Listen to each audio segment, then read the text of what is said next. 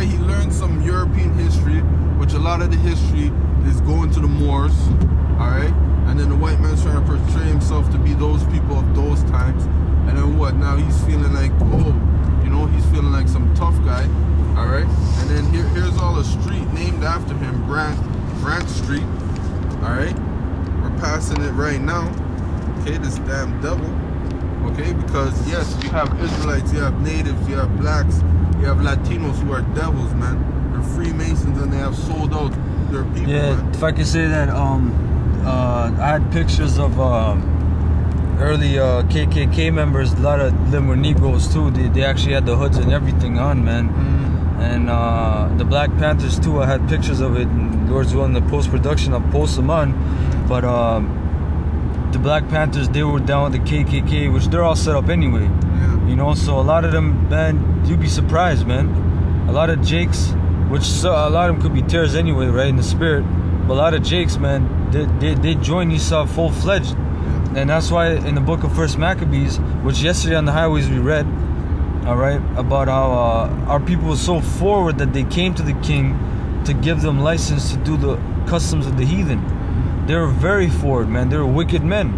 So don't marvel at these things, man, because in the Jeremiah it tells you, my people have surpassed the wickedness of the wicked, man. So our people, no matter what they do, they excel at everything, whether it be righteousness or wickedness, man. You know? Yeah, so after the war, Brant found himself working as an interpreter for Johnson. He had worked as an interpreter before the war and converted to Christianity, a religion which he embraced. He translated the prayer book and the Gospel of Mark into Mohawk language. Alright, a free damn Mason, Native American Freemason, and you best believe in the book of Mark, he left some shit out. Alright? You know? You best believe he corrupted some of that shit into the Mohawk language. Other translations included the Acts of the Apostles and a short history of the Bible. Alright? And then if he did translate it correctly, alright, the thing is, what they're giving you with that book is a whole different doctrine. They're giving their perspective. Their perspective of it. They're telling you Caesar Borgia, those are all white guys. Yeah. You know? Around 1775, after being appointed secretary to Sir William's successor, Guy Johnson, Brant received the captain's commission in the British Army and set off for England, where he became a Freemason and confirmed his attachment to the British crown. Alright? Brant was raised in Hiram's, right? Who is Hiram, alright? Which these Freemasons talk about Hiram Abiff, and yep. You know, he was the builder of Solomon's temple. Okay. So read that again about Hiram from top.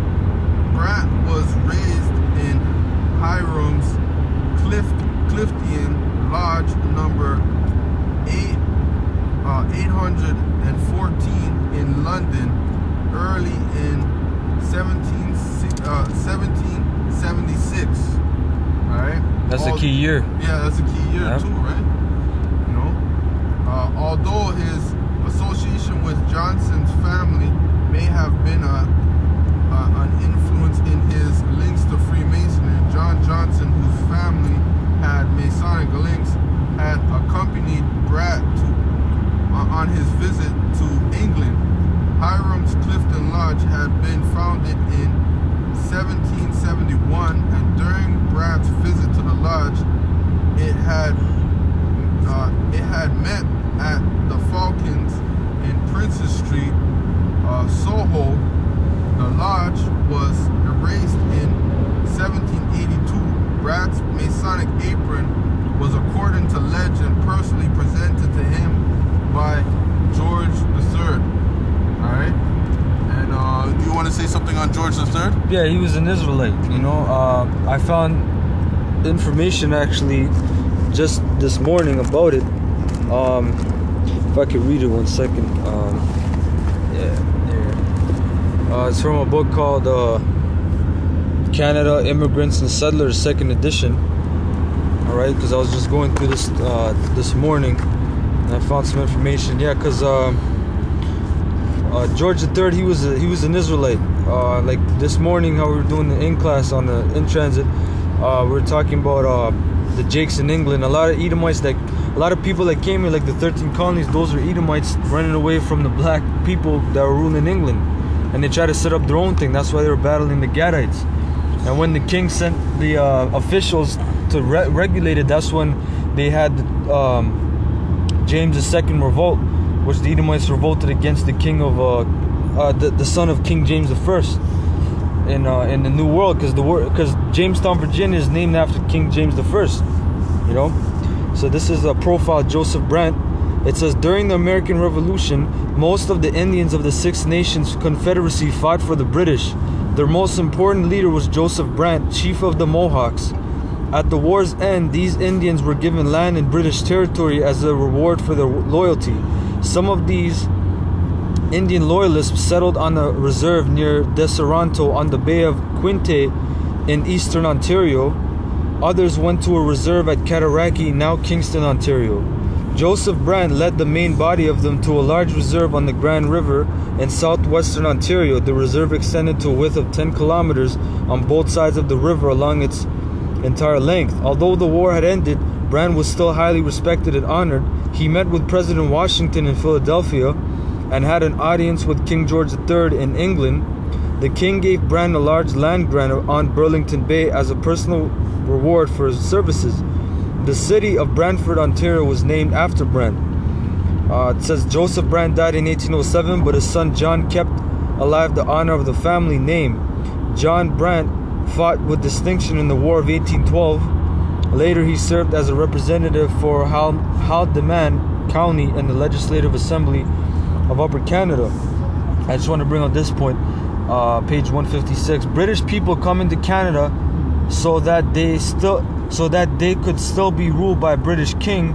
These were the loyalists. Yet today historians have a slightly different answer to the question, who were the loyalists? Recent study has shown that many of the loyalists were not even of British ancestry. For example, in the years during the American Revolution and just after it, Indians, blacks, and Pennsylvania Dutch immigrants left the United States to live under British rule in Canada. All right, so that was the point. All right, can you get that in Wisdom of Solomon 12:4? Oh, and one more thing, yeah, here, page 157. Okay. You can see that many of those who came to Canada from the old 13 colonies were not really British loyalists. Mm-hmm. So these were not the 13 colonies. They weren't loyal to Britain. Yeah. All right, they were. Can you show the pictures as well, too? Sorry. Oh, which one? Yeah, the ones there, right? Oh, yeah. Chief Joseph Brant and his Mohawks at the Grand River. These loyalist Indians were granted land for serving the king in the American War of Independence. All right.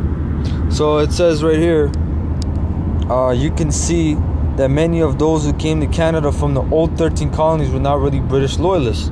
So these were Edomites, man. They're damn criminals. And a lot of loyalists, like I said, they're British themselves, which are Jakes. And then you had Jakes from West Africa that were shipped here as slaves. They fought for the white man. A lot of Indians fought for the white man, you know? Yeah, that was it. So go ahead. Okay, yeah, so bring out Wisdom of Solomon 12 and 4. Wisdom of Solomon 12:4. Yeah. Whom thou hatest for doing most odious works of witchcrafts and wicked sacrifices. Yeah, so where did we go today, man? We went to the #1 lodge in Ontario, man. All right, that's where we went. The most odious works of witchcraft, man. All right, it's going on over there. Child sacrifices. All right. Can you, Saki, brother? Can you start at 3? Because that's start at 3, yeah. that's because it shows you the point. Because the whole thing is that the Masons, they believe in the ancient Canaanite gods. Yep. People that we killed and destroyed and cast them out of our land. Yep. All right. So these are the gods that they're resurrected and doing the same rituals as the Canaanites, who who are South Africans today.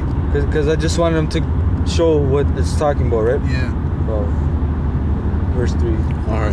Verse 3? Verse 3. For it was thy will to destroy by the hands of our fathers both those old inhabitants of the Holy Land. So who's the old inhabitants of the Holy Land? Were the Canaanites, who would be South Africans today. And then when it's talking about whom thou would have destroyed, right? That's talking about Yahweh Bashem Yahweh Shai. That's talking about the Most High and Jesus Christ. Alright? So it's their will to destroy these people. Alright? So now the so-called white man is picking up the same type of religion of the ancient Canaanites, of the Egyptians, of the Babylonians, of the Romans, and of the Greeks. Alright? And they're trying to resurrect these gods when actually they already have resurrected these demons. Alright? And they're using them. Alright? For their witchcraft. Alright? Keep going. Whom thou hatest for doing most odious works of witchcrafts. Yeah, so what did they call it? When you join Freemasonry? You're joining the craft. You're part of the craft. Alright? A lot of artists now say, oh, my craft. Alright? Because what? They're Masons. Alright? And they put in their music subliminal message, witch language. Alright, keep going. And wicked sacrifices, and also those merciless murders of children, and devourers of man's flesh. Yeah. And the feast of blood. Yeah, man. These people, they drink blood, man. Alright? It gives them power. It makes them get feelings. Alright? Certain demonic feelings that they get. Because there's actually people out there who try to be vampires or whatever the hell, right? And just watch a documentary on these people who try to be real life vampires. And what do they say about drinking blood? It's like, oh, it's like a drug. It's like, you know, they feel more energized when they do it. You know? So imagine drinking a whole cup of blood. You know? These people, they just might cut their friend a little bit and then just drink a little bit from his arm. This is what the fucking Edomites are doing. Some damn devilish works, right?